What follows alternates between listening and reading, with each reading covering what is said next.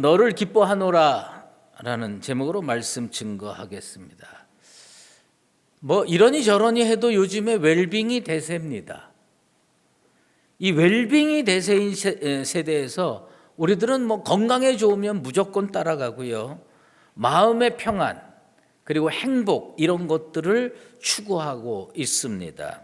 하지만 그리스도인들은 이런 세속적인 웰빙의 그 분위기를 쫓아가야 하는가 하는 데는 의구심이 있습니다. 오히려 우리 그리스도인들은 만약에 조금 더 대구적으로 생각을 해보면 웰빌리빙을 생각을 해야 되는 시대 같아요. 믿음으로 잘 걸어가는 길이 뭘까? 하나님 앞에 믿음으로 바르게 걸어가는 길이 뭘까? 이것을 추구해야 됩니다. 성경에 보면요, 가치관의 차이 혹은 신앙 간의 차이 때문에 완전히 다른 길을 걸어가는 경우가 있습니다.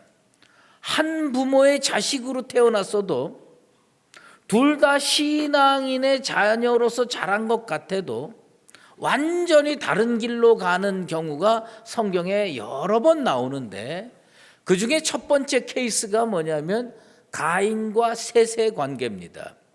가인과 아벨이 형제였죠. 그런데 가인이 자기 재물 받아주지 않았다고 그래가지고 아벨을 쳐 죽입니다, 돌로.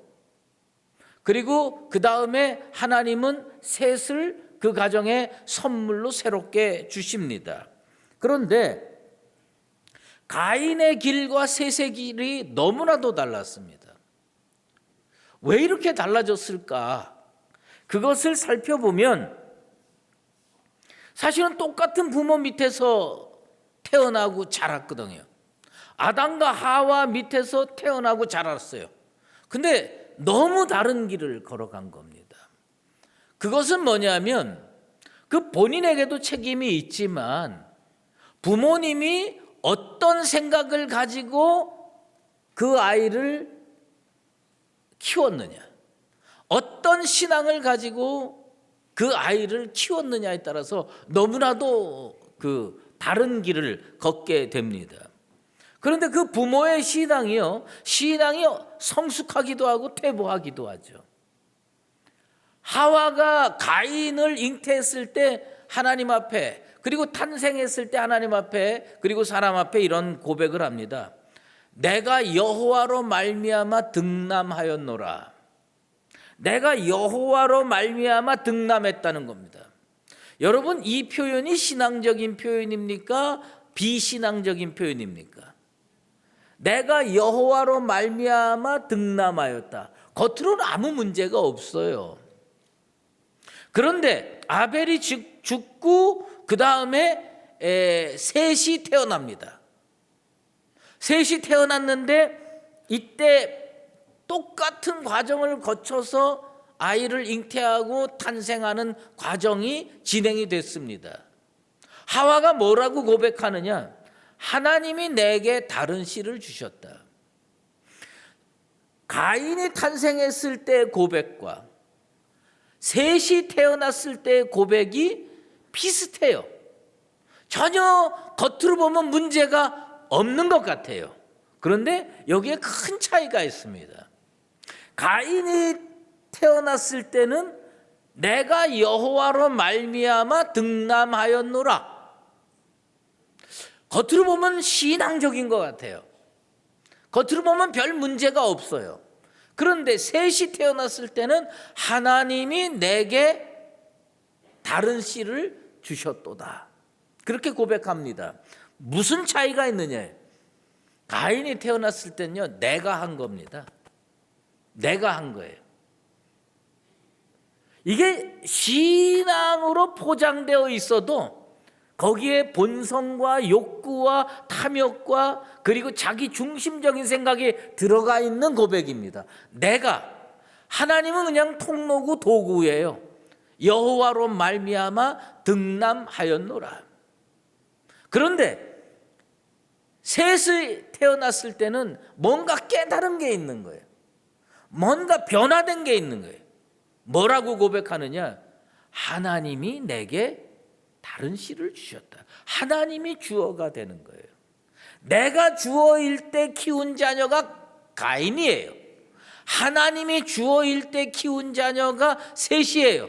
그런데 내가 주어일 때 키운 자녀는 가인의 길로 가서 영영 죄악 가운데 머물게 됐고, 하나님이 주어인, 하나님이 내게 다른 씨를 주셨다고 고백했을 때 키운 자녀는 믿음의 길로, 사명의 길로, 은혜의 길로 살게 됐다고 하는 겁니다. 별 차이는 아닌 것 같아요. 별 차이 아닌 것 같은데 나중에 결과 열매를 보면 너무나도 큰 차이로 드러나게 되는 겁니다. 결국 가인은 세상으로 달려갔고, 셋과 그 자손 에노스, 그 이후에 모든 자손들은 하나님 품에 안기게 됐습니다. 우리는요, 사명의 길을 갈 수도 있고 안 갈 수도 있습니다. 믿음의 길을 갈 수도 있고 안 갈 수도 있습니다. 그런데 그 속에 어떤 마음이 있느냐가 중요해요. 그 속에 어떤 마음으로 그런 말을 하고 어떤 마음으로 그런 행동을 하느냐에 따라서 결과는 너무나도 크게 차이 난다고 하는 겁니다. 오늘 우리가 읽은 본문 말씀은 예수님께서 세례 받으신 본문이에요. 그런데 이 세례 받으신 본문을 보면서 하나님이 너무 기뻐하세요. 하나님이 너무 기뻐하시는 그 모습을 살펴보면서 어떻게 하면 우리가 하나님께 영광 올려드리고 우리가 하나님께 기쁨을 올려드릴 수 있는가? 예수님의 세례 받으시는 장면을 통해서 오늘 우리는 그것을 캐치해내기에 되기를 원합니다.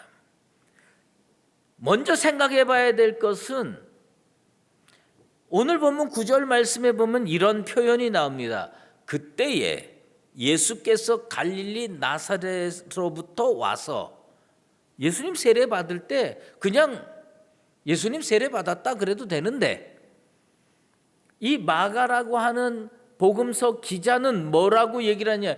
그때에 예수께서 갈릴리 나사렛으로부터 와서 요단강에 이르러 세례를 받았다고 기록하고 있습니다. 이것은 무엇을 의미하느냐? 그 전에는 갈릴리 나사렛에 살았다는 겁니다. 갈릴리 나사렛에 살면서 늘 하나님의 뜻에 대해서 알기도 하고 기도도 하고 다 했지요. 그런데 이 순간, 이때가 돼서 비로소 예수님께서 사명의 길, 순종의 길로 출발하셨다는 겁니다. 사명의 첫걸음을 내디뎠다라고 하는 의미의 말씀입니다. 복음서 기자들은요, 전부 예수님 세례 장면을 다 기록하고 있습니다. 그런데 유사해요. 마태복음 3장 13절에 이런 말씀이 나옵니다. 이때에 예수께서 갈릴리로부터 요단강에 이르러. 제가 이 부분에 대해서 설교도 많이 했고 설교도 많이 들어봤습니다. 그런데 이 부분을 강조한 설교를 단 한 번도 지금까지 들어본 적이 없습니다. 그래서 제가 많은 주석과 또 원어 성경을 연구하면서 깨달은 게 있어요. 왜 오늘날 설교자들은 이것을 강조하지 않는데 성경 기자는 이것을 강조하고 있을까? 나사렛을 떠나야 예수는 그리스도로 모습을 보일 수가 있다는 겁니다. 나사렛에 머물러 있는 한 그가 하나님의 아들인 건 틀림없지만 순종의 삶, 사명의 삶을 살고 있을 수가 없다는 겁니다. 예수님이 나사렛에 머물러 있는 한 하나의 가능성입니다. 근데 예수님이 나사렛을 딱 출발하자마자 그는 그리스도가 된 거예요. 그리스도로 산 겁니다. 메시아가 된 겁니다. 순종의 길로 출발해야 참 하나님의 아들의 모습이 나타나는 겁니다.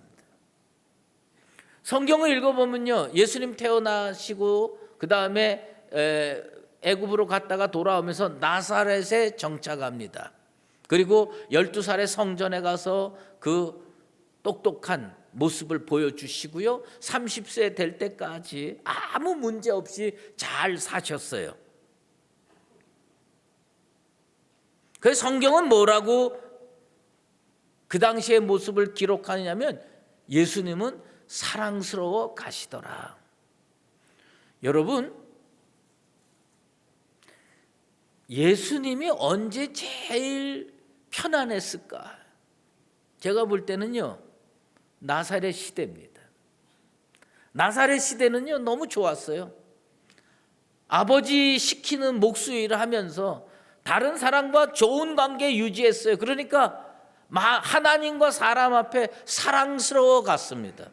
아무 문제 없어요. 여러분, 그 교회 생활할 때 보면 진짜 착한 분들 많습니다. 법 없이 살 수 있는 분들 많습니다. 예수님도 그랬습니다. 그러면 예수님이 언제부터 욕을 먹었을 것 같아요? 언제부터 미움받았을 것 같아요? 예수님이 언제부터 많은 사람들이 뒤에서 험담하는 이야기를 들으면서 살았을 거라고 생각합니까? 예수님이 나사렛에 살 때는 욕먹을 이유가 없었습니다. 사람들한테 박수 받으면서 좋은 사람이라고 칭찬 들으면서 살 수 있었어요. 그래서 하나님과 사람 앞에 사랑스러워 가더라. 아무 문제 없었습니다. 그런데 예수님이 나사렛을 딱 출발을 했습니다. 그리고 요단강에 가서 세례를 받았습니다. 성경은 이때부터 공생애라고 하는 겁니다.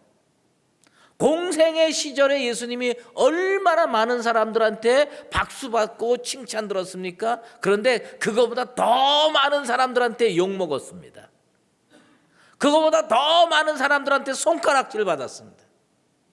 그거보다 더 많은 사람들한테 핍박받았습니다. 하나님의 아들이 뭐가 모자라서 욕을 먹었고 십자가형으로 죽을 수밖에 없었겠습니까? 캠벨 모르간이라고 하는 유명한 목사님께서요, 이 장면을 이렇게 설명합니다.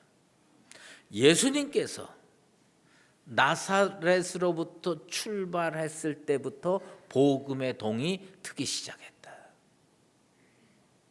예수님이요, 나사렛 이전에도 좋은 분이고 하나님의 아들이에요. 그런데 언제부터 복음의 동이 터올랐느냐? 세례받기 위해서, 공생에 시작하기 위해서 나사렛에서부터 발걸음 옮겨서 출발 딱 할 때부터 복음의 동이 터오르기 시작했다고 기록하고 있습니다. 왜 출발했을까요? 하나님의 뜻에 순종하는 겁니다. 우리는요, 순종이 쉽다고 생각을 합니다. 순종이 쉽다고 생각하지만 실제 생활에서는 순종이 참 어렵습니다. 토마스 아켐피스라고 하는 그리스도를 본받아라는 유명한 책을 쓴 중세의 신학자가 있습니다. 그 사람이 그 그리스도를 본받아라는 책에서 순종에 대해서 아주 날카롭게 표현하고 있어요. 저는 그것이 마음속에서 지워지지가 않아요. 이런 얘기를 합니다. 많은 사람들이 사랑이 아닌 필요에 따라 순종을 선택한다. 하나님 말씀에 당연히 순종해야 되는데 많은 그리스도인들이 언제 순종하냐? 내게 유익이 될 때. 사랑에 의해서 순종하는 게 아니고 필요에 따라 순종하는 겁니다. 아, 이렇게 하면 하나님이 나한테 복 주실 거야. 이렇게 하면 하나님이 나를 건강케 할 거야. 이렇게 하면 하나님이 나를 높이 들어 쓰실 거야. 뭔가 마치 거래를 하듯 순종을 언제 하느냐? 필요에 따라 순종을 하는 겁니다. 복 받고 싶어서 교회 나오십니까? 그렇더라도 계속 나오셔야죠. 신앙이 성숙하고 성장하면서 나중에 필요에 따라 예수님을 쫓아가는 것이 아니라 예수님을 진짜 사랑해서 쫓아가는 교회와 성도 되기를 원합니다. 우리들이요, 너무나도 이기적으로 신앙생활을 많이 해요. 순종을 어떻게 하냐? 어떤 직분이 주어질 때 합니다. 그냥 하는 건 안 해요, 잘. 이렇게 하면 장로 되고, 이렇게 하면 권사 되고, 이렇게 하면 안수집사 되고, 그래서 순종하십니까? 그게 진짜 순종이라고 생각하세요? 그거 아니라는 거예요. 순종 필요에 따라 하면 안 된다. 어떻게 해야 되냐? 예수님을 지극히 사랑해서 예수님을 위해서, 하나님을 위해서 순종하는 거, 그게 진짜 순종이다. 복 받고 싶어서 사명의 길 출발합니까? 건강하고 싶어서 다시 주의 전에 나옵니까? 그것도 좋은 일이지요. 하지만 그걸로 온전한 순종에 이를 수가 없다. 예수님은 하나님 사랑해서 하나님의 뜻이라면 이 사명의 길을 걷겠다 작정하시고 나사렛에서부터 출발하셨습니다. 이 예수님을 본받아서 우리도 오늘부터 다시 믿음의 길, 사명의 길, 복음의 길로 출발하는 나와 여러분 꼭 되시기를 주의 이름으로 축원합니다. 예수님 세례를 받으셨어요. 원래 세례 요한이 전하는 세례는 회개를 위한 세례입니다. 회개하기 위해서 세례를 주는 겁니다. 그런데 예수님은 죄가 없으십니다. 회개할 것이 없으신 분입니다. 그런데 우리 주님이 왜 세례를 받았느냐? 많은 죄인들에게 모범을 보여주시기 위해서 공생애를 시작하기 전에 세례부터 받으셨습니다. 우리 주님이 다 내려놓으신 것처럼 죄인처럼 세례를 받으셨어요. 세례 요한에게 세례를 받으러 가니까 세례 요한이 깜짝 놀랍니다. 그러면서 이렇게 얘기합니다. 내가 당신에게 세례를 받아야 할 터인데 당신이 내게로 오시나이까. 세례 요한의 이 말은 뭐냐면 나는 당신에게 세례를 줄 자격도 없고, 그리고 당신은 세례 받을 만큼 죄를 지은 분이 아니지 않습니까? 세례가 필요 없는 분이 뭐하러 세례를 받으십니까? 라는 뜻입니다. 그런데 우리 주님께서 뭐라고 말씀합니까? 이제 허락하라. 우리가 이와 같이 하여 모든 의를 이루는 것이 합당하니라. 우리 주님께서 그렇게 세례를 받으셨어요. 그래서 오늘 우리가 세례 받고 예수 믿는 믿음의 길로 나아갈 수 있는 길을 열어 놓으신 겁니다. 그리고 예수님께서요 세례 받으시고 요단강에서 푹 물에 잠겨서 세례를 받았잖아요. 그리고 물에서 나올 때에 그 마가복음 기자는 이렇게 기록합니다. 곧 물에서 올라오실세. 이 곧이라는 단어가 헬라어로 유디스라는 단어를 쓰는데요. 마가는요 이 단어를 너무 즐겨 사용합니다. 이 단어를 즐겨 사용하는데 이게 사람마다 다 언어 습관이 있어요. 기도할 때 보면요 어떤 분들은 진짜 이 단어를 많이 쓰는 분들을 제가 여러 번 경험했어요. 정말로 기도할 때 정말로 그 다음에 어떤 분은 이 시간 이런 거. 저도 많이 쓰는 그 기도할 때 많이 쓰는 단어가 있어요. 그런데 사석에서 이 기도하고 이런 거 말고 사석에서 이렇게 제가 즐겨 쓰는 단어가 있는 모양이에요. 제가 그 단어를 많이 쓰는지는 제가 몰랐어요. 근데 우리 교회 부목사님들이 그걸 얘기해 주더라고요. 이런 일 저런 일이 막 복잡하게 얽히고 설킬 때 제가 그런 말을 많이 한답니다. 어레인지를 잘 하라고. 이게 이제 이렇게 순차적으로 어레인지를 잘 하라고 이렇게 제가 얘기를 한답니다. 그런데 우리 부목사님들하고 또 사모님들하고 한번 식사를 같이 한 일이 있는데 이런 약속을 어떻게 이렇게 하려고 그랬는데 저희 집사람이 그렇게 얘기를 하더래요. 이거 어레인지를 잘해야 된다고.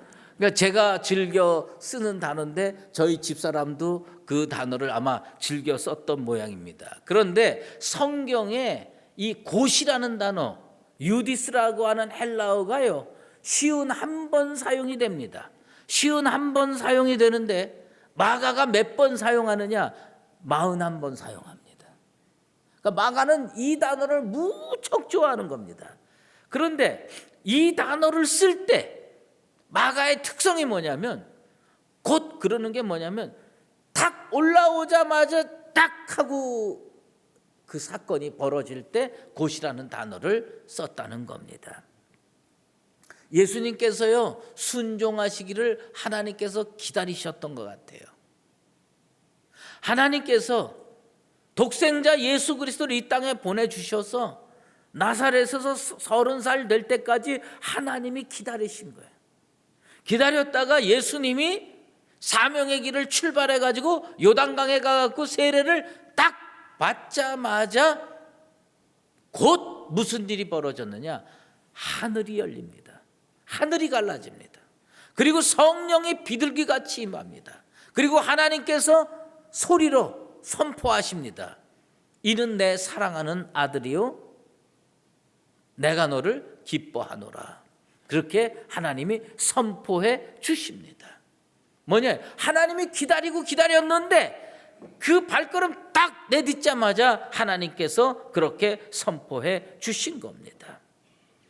우리가요, 하나님께 순종해야 하는 이유는 이 다음에 축복이 있어서, 이 다음에 명예가 있어서, 이 다음에 건강이 있어서 순종해야 하는 건 아닙니다. 하지만 하나님은 여러분의 순종을 지금도 기다리고 계신다는 거예요.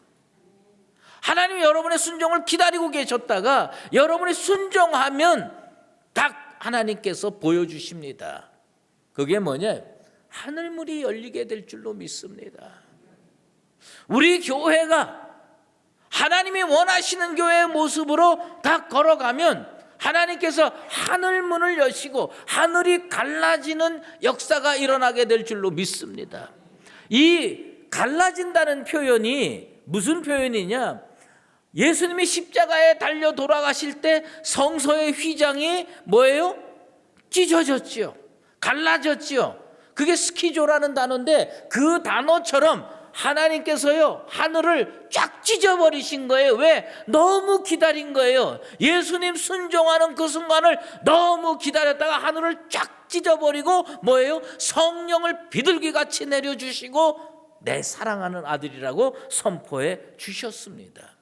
그런데 성경을 읽어보면요, 이 놀라운 사건을 오직 두 사람만 보고 두 사람만 체험합니다. 예수님과 세례 요한입니다. 사도 베드로가 고린도전서 2장 13절에 이런 말을 했죠. 영적인 것은, 영적인 일은 영적인 것으로 분별하느니라. 신령한 일은요, 신령한 것으로 분별하는 줄로 믿습니다. 우리 수유제일교회 성도들이 영안이 열려지게 되길 바랍니다.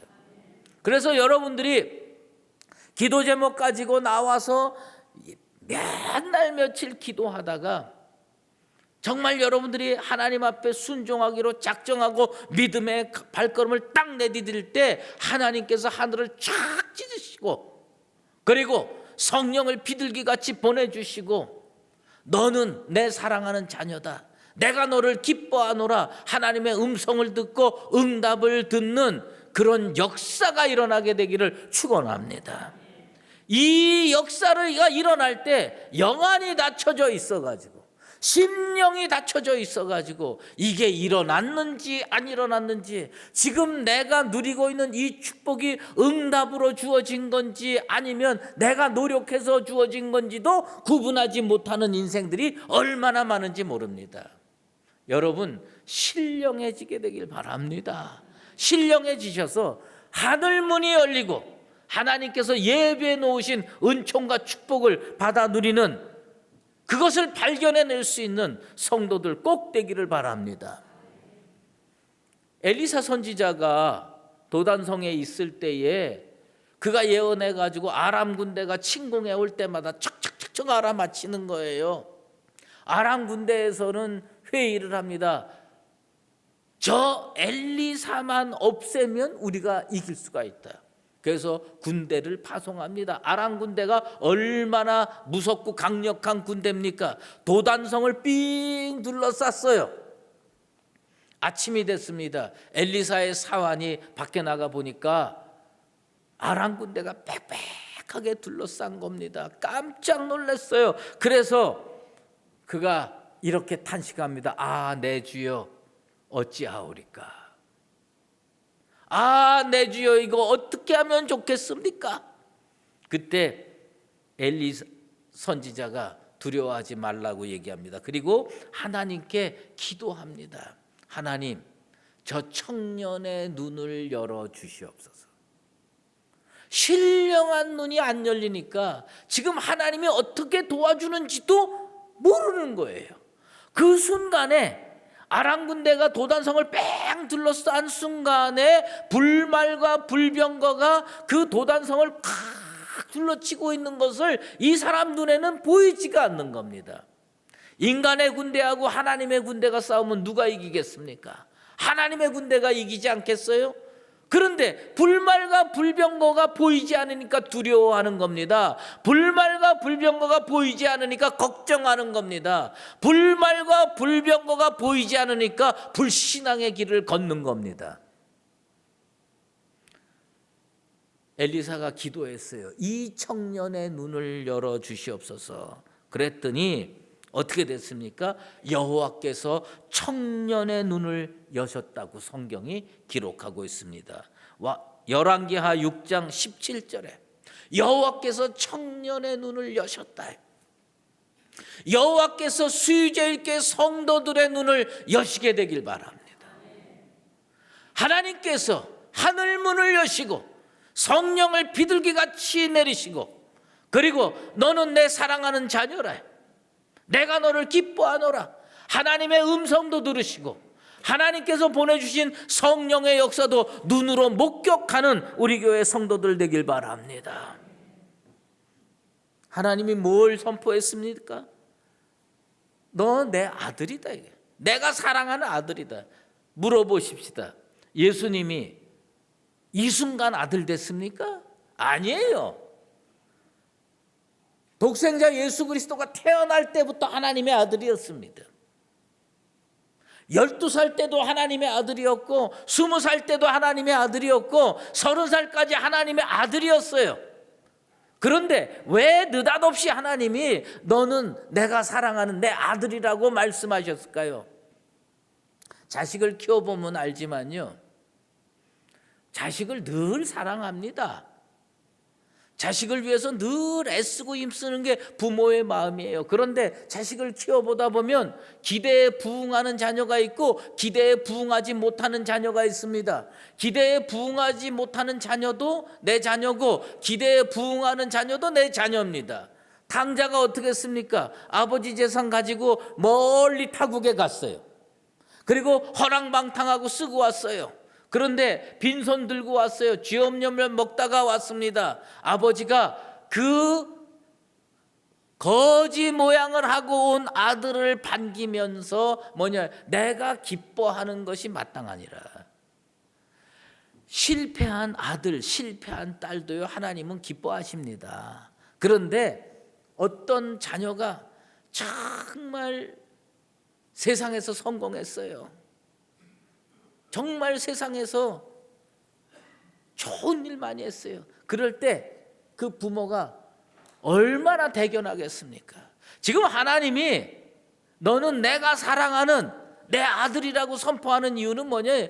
지금 예수님께서 하신 그 행위가 하나님 마음에 꼭 들었다는 겁니다. 하나님 마음에 꼭 들어서 이렇게 선포해 주시는 겁니다. 앞으로 우리 수유제일교회가 하는 모든 행위, 모든 기도, 모든 선교, 이것이 하나님 마음에 꼭 들게 되길 바랍니다. 그래서 우리 하나님께서 수유제일교회를 향하여, 수유제일교회를 성도들을 향하여 너는 내 사랑하는 자녀니라. 너는 내 사랑하는 자녀라. 내가 너를 기뻐하노라. 우리는요, 하나님이 우리를 사랑해 줌을 믿고 세상 속에서 아무리 어려운 일이 있어도 진짜 예수님처럼 믿음으로 꿋꿋하게 달려나가고 전진해 나가는 그런 성도들 되기를 원합니다. 아주 오래전의 일이에요. 제가 수유리에 살 때입니다. 그때는 다 단독주택에 많이 살았지 않습니까? 단독주택이었는데 제 방에 창문이 나 있고 그저 한 3, 4m 도로 건너편에 맞은편 쪽 집이 있어요. 근데 겨울에는 문들을 닫고 살기 때문에 안에서 무슨 일이 일어나는지 모르잖아요. 그런데 여름이 되면 문을 다 열어 젖히기 때문에 그 안에서 뭐 부부 싸움을 하는지 아니면 고기를 구워 먹는지 이런 게 다 드러나잖아요. 그런데 저 건너편에는 어떤 기업의 비서실장을 하는 분이 사셨어요. 근데 이분이요, 내가 그 21~22살 난 청년의 입장에서 보면 진짜 아버지인데 철이 없는 아버지야. 어쩌면 그렇게 철이 없어요. 그 당시에 내 기억으로 그저 40대 정도 됐다고 생각이 됐었는데요. 이분이 아침마다 그렇게 제세를 합니다. 한 일주일에 2~3번은 회사 안 나가겠다고 땡깡을 부립니다. 자기 회사 안 나가겠대. 회사 안 나간다고 칭얼거리는 거예요. 찡찡거리는 거예요. 근데 제가 이제 책상에 앉아서 이렇게 보면요, 그 소리가 들려오는 거예요. 그러면 나도 모르게 쓱 일어나서 보게 됩니다. 그러면 저기 보면 뭐 부부가요 옥신각신합니다. 그 부인이 얼마나 답답하겠어요. 허구한 날 회사를 안 가겠다니. 근데 그 드라마가 어떻게 늘 끝나냐면 이렇게 끝납니다. 격려하면서 당신이 최고다. 그리고 오늘 또 고생하면 저녁에 오면 뭘 맛있는 걸 해주겠다. 이런 얘기 저런 얘기 하다가 요게 마지막 장면입니다. 그 남편을 막 부추겨가지고 그 다음에 뭡니까? 신발 신는 현관까지 데려가갖고 마지막에 하는 게 부인이 하는 일이 뭐냐면 엉덩이를 톡톡 두드려 주면서 여보 오늘도 잘 해낼 거야. 걱정하지 마. 그리고서 보냅니다. 나는 진짜 소름 돋더라고. 아니 뭘 남자가 그러고 살아. 예? 그냥 아버지면 그냥 아침에 일어나면 피곤해도 나가는 거고 전날 저녁에 회사에서 면박을 당해도 나가는 거고 어려운 일 있어도 나가는 거지. 어떻게 허구한 날 그렇게 칭얼거립니까? 그런데 그게 남의 얘기가 아니에요. 사명 앞에 서 있는 인생들이 다 그럴 수가 있어.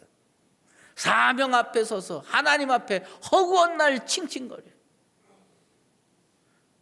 어떨 때는요 목사가요 이렇게 성도들 이렇게 보면요 겁이 날 때가 있어요. 나를 향해 다가오는데 뭔가 말할 것 같아. 그러면 피하고 싶어. 목사님 저 구역장 그만할래요. 네, 남성교회 회장 안 할래요. 이런 얘기를 하는 분이 한두 분이 아니야.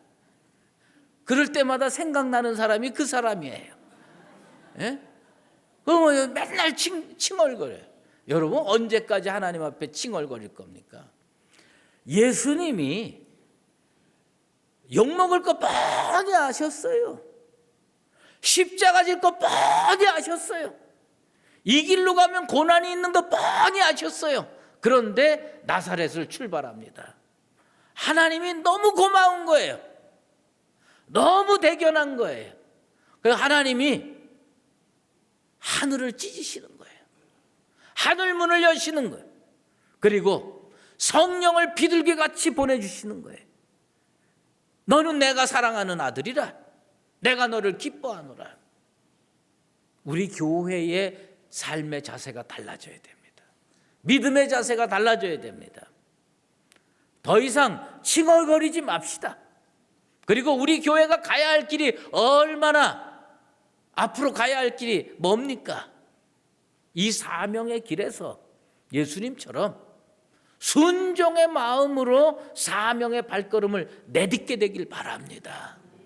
순종의 마음으로 사명의 길을 내디디면 하늘 문이 열릴 겁니다. 성령이 비둘기같이 임할 겁니다. 그리고 하나님이 너는 내가 사랑하는 자녀라, 내가 너를 기뻐하노라, 하나님의 음성도 듣고 응답도 듣게 될 줄로 믿습니다. 사랑하는 수유절교 성도 여러분, 우리 믿음의 길을 순종하는 마음으로 예수님처럼 걸어갑시다. 그리하여서 하늘이 열리는 체험, 성령이 임하는 체험, 하나님의 기뻐하는 음성을 듣는 체험을 하며 걸어가는 나와 여러분 되시기를 예수 그리스도의 이름으로 축원합니다. 기도하겠습니다. 하나님 아버지, 하나님이 아브라함에게 이삭을 바치라고 했을 때 그는 주저함 없이 모리아 산으로 사흘 길을 걸어갔습니다. 하나님께서 얼마나 기뻐하셨겠습니까?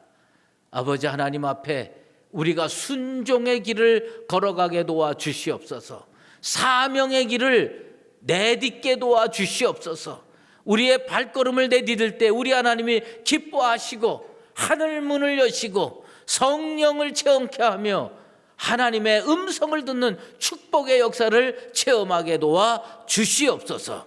예수 그리스도의 이름으로 기도드리옵나이다.